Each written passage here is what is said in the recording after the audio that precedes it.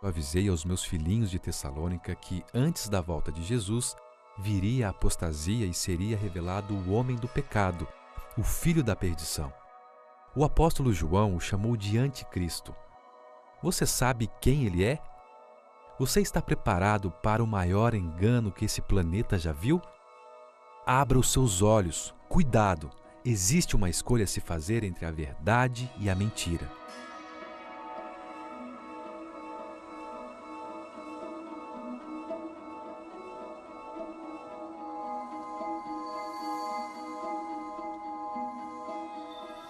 Na segunda carta aos Tessalonicenses, capítulo 2, versos 1, 3 e 4, o apóstolo Paulo diz: Irmãos, no que diz respeito à vinda do nosso Senhor Jesus Cristo e à nossa reunião com Ele, nós vos exortamos, ninguém de modo algum vos engane, porque isto não acontecerá sem que primeiro venha a apostasia e seja revelado o homem da iniquidade, o filho da perdição, o qual se opõe e se levanta contra tudo que se chama Deus ou é objeto de culto, a ponto de assentar-se no santuário de Deus, ostentando-se como se fosse o próprio Deus.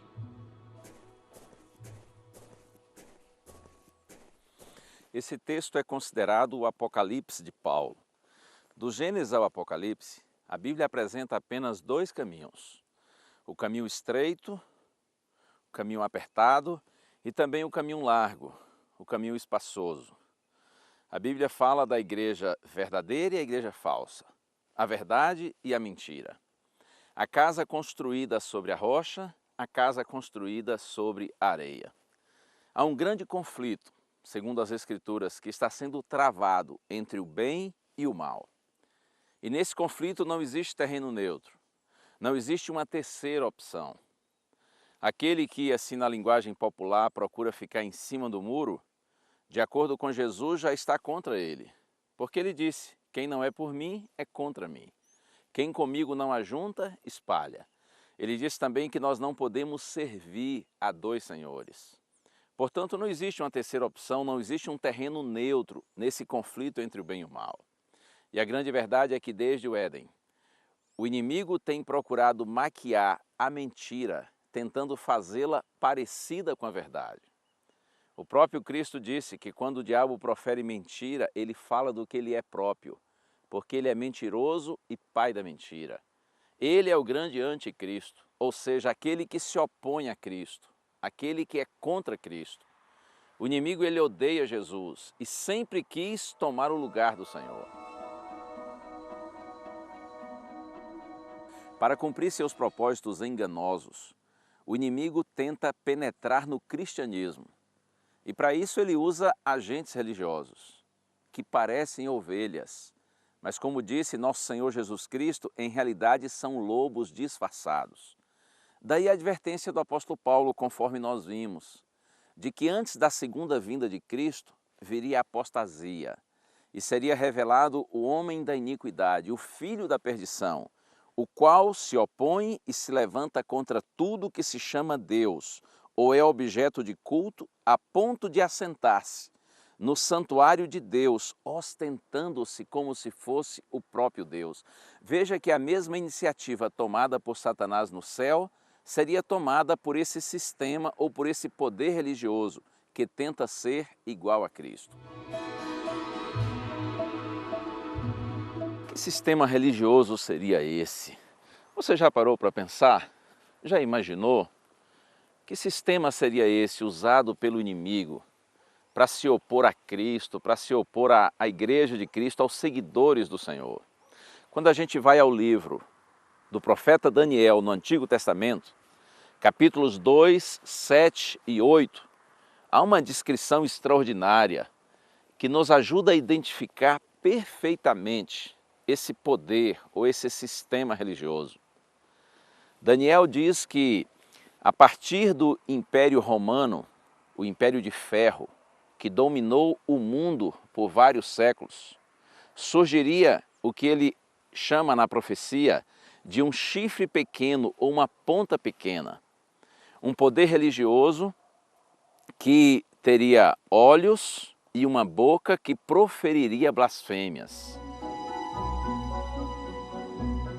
E Daniel diz que esse poder, inclusive, iria proferir palavras contra o Altíssimo, iria também magoar os santos do Altíssimo, ou seja, esse é um poder que persegue, que provoca uma devastação, uma destruição e mata os santos de Deus ou os filhos de Deus.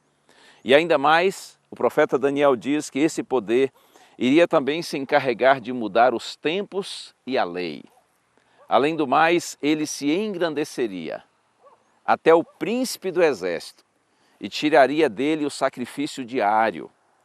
Significa que esse poder desviaria a atenção das pessoas do ministério sacerdotal de Cristo no santuário celestial. E além do mais, ainda iria lançar ou deitar a verdade por terra. Impressionante. Por isso que quando a gente lê Paulo na segunda carta aos Tessalonicenses e comparamos com o texto do profeta Daniel, nós não temos dúvida de que Paulo está fazendo referência exatamente a este poder profetizado por Daniel. É impressionante como ao longo dos séculos, especialmente na Idade Média, a Igreja Romana, com seu sistema papal, cumpre perfeitamente essa profecia. A venda de indulgências, a doutrina da infalibilidade papal, o líder maior da Igreja sendo considerado o vigário de Cristo, ou o representante de Cristo, e ainda a Igreja ser vista como a voz de Deus, ou a substituta de Deus na terra. Além do mais, a mudança efetuada na lei de Deus. Eu não sei se você sabe, não sei se você já atentou para esse detalhe que é extremamente importante. A Igreja tirou o segundo mandamento da lei de Deus. Veja, a lei moral de Deus, que é reflexo de seu caráter, seu próprio caráter, lei escrita com o próprio dedo de Deus. Mas a Igreja tirou o segundo mandamento. O mandamento diz que não se deve fazer ou adorar imagem de escultura. Além do mais, o quarto mandamento da lei, que diz lembra-te do dia de sábado para o santificar, o sábado foi mudado para o domingo. E você me dirá, pastor, mas sendo assim, de 10 mandamentos teriam ficado apenas 9, porque um foi tirado e o outro foi apenas modificado, exatamente para evitar, chamar a atenção. O 10º mandamento, que diz para não cobiçar, foi transformado em 2. Veja que coisa tremenda, hein? Além do mais, a atribuição dada aos sacerdotes para perdoarem pecados, os sacramentos e a imposição e perseguição através da chamada Santa Inquisição, que provocou uma grande devastação, que provocou uma grande destruição entre aqueles ou naqueles que queriam servir a Deus e viver em fidelidade à palavra do Senhor. Tudo isso muito impressionante. A gente não tem dúvida de que ao longo dos séculos, o inimigo, de forma travestida de religiosidade, agiu e agiu tremendamente. O maior anticristo, porém, é o próprio diabo. Como o maior dos seus enganos, ele vai tentar falsificar a segunda vinda de Cristo. Esse assunto ele é bastante amplo, esse é um assunto profundo, além de muito extraordinário. E é claro que em poucos minutos eu não tenho como lhe explicar todos os detalhes, mas eu quero lhe estimular a seguir estudando a Bíblia. Estude com afinco, com oração, clamando ao Espírito Santo por discernimento. Dê uma atenção especial aos livros proféticos de Daniel e Apocalipse. Você vai se maravilhar, vai se encantar com as revelações do Senhor e acredite, essa é a única forma de nós não sermos enganados. Outro dia eu estava no meu carro e resolvi ouvir rádio. Aí coloquei numa estação de rádio cristã e havia ali um pregador fazendo sua mensagem e uma coisa me chamou muito a atenção quando ele disse umas palavras que, segundo ele, foram proferidas pelo seu líder religioso, pelo seu líder maior. As palavras são assim, abre aspas, nem toda a verdade está na Bíblia e nem tudo o que a Bíblia diz é verdade.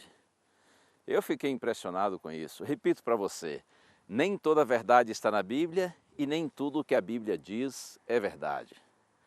Palavras de um líder religioso? Essas palavras parecem mais do próprio diabo. Por isso que eu digo para você, a gente precisa ter muito cuidado, porque há muitos enganos nesse mundo. E outro dia cheguei a Novo Tempo para trabalhar e um amigo me mostrou um e-mail que uma pessoa havia mandado lá para a escola bíblica. Essa pessoa estava revoltada com a Novo Tempo pelo fato de nós ensinarmos sempre que a Bíblia é nossa regra de fé e prática, que a Bíblia é normativa, que a Bíblia é autoritativa, que todo cristão deve basear sua vida, seus pensamentos, sua conduta, unicamente através do que diz a palavra do Senhor. Essa pessoa estava revoltada com essa nossa conduta, com esse nosso pensamento. Então ela disse assim no seu e-mail: vocês são muito ignorantes, vocês precisam estudar mais a história, porque olha, disse ela, quando Jesus voltou para o céu, ele deixou uma igreja e não uma Bíblia. E que seriedade isso aí, hein? Imagine a implicação dessa declaração. Eu imagino que essa pessoa estava repercutindo algo que ouviu na sua própria igreja. Quando Jesus voltou para o céu, ele deixou uma igreja e não a Bíblia. Você compreende o significado disso? A ideia de que a igreja tem mais autoridade do que a Bíblia. É evidente que essa declaração está errada, está totalmente equivocada. Porque quando Jesus voltou para o céu, depois da sua ressurreição, é claro, ele deixou sim uma Bíblia. Todos os livros, os 39 livros inspirados do Antigo Testamento já estavam escritos. E muitas vezes Jesus citou as Escrituras. E o apóstolo Paulo diz que toda a Escritura é inspirada por Deus e é útil para ensinar, para corrigir, para repreender, para que o homem de Deus seja perfeito e perfeitamente habilitado para toda boa obra. Quando Paulo fala da Escritura inspirada por Deus, ele está naturalmente se referindo também ao Antigo Testamento, porque o Novo Testamento foi escrito depois de Cristo. Portanto, quando Jesus subiu ao céu, quando ele voltou para o Pai, ele deixou sim uma Bíblia. Ele deixou os 39 livros inspirados do Antigo Testamento já escritos e orientando a sua igreja. Mas olha, o que realmente mais me preocupa nessa declaração é exatamente esse ponto, de que a igreja tem mais autoridade que a Bíblia. Significa que se a igreja diz uma coisa e a Bíblia diz outra, você deve optar pela palavra da igreja, pela palavra dos homens e não pela palavra de Deus. Tenha muito cuidado com isso. A grande verdade é que a igreja dominante, a igreja apóstata, por séculos, tentou impedir o acesso das pessoas à Bíblia, porque a melhor forma de manipular um povo é mantê-lo na ignorância. Hoje, contudo, como é impossível tirar a Bíblia das mãos das pessoas, porque todos têm acesso à Bíblia, a tentativa agora é tirar a autoridade da Bíblia. Precisamos estar atentos, precisamos voltar à palavra, estudá-la com afinco. Lembre-se, esta é a única forma de nós não sermos enganados. A palavra de Deus sempre vai nos apresentar apenas dois caminhos. O caminho que conduz a Deus e o caminho que conduz ao inimigo de Deus. Nós veremos nas Santas Escrituras a revelação clara e inequívoca da palavra do Senhor e veremos que existe uma outra opção, que é a tradição dos homens. Nós temos que escolher que direção seguiremos, de Cristo ou do anticristo, da verdade ou da mentira. Eu peço a Deus que, por sua graça e misericórdia, nos dê o Espírito Santo para que tenhamos discernimento, compreensão de toda a verdade e que pelo poder desse mesmo Espírito, você e eu andemos pelo caminho do Senhor, que é o caminho da vida, o caminho da segurança. A graça do Senhor Jesus Cristo e o amor de Deus e a comunhão do Espírito Santo sejam com todos vós.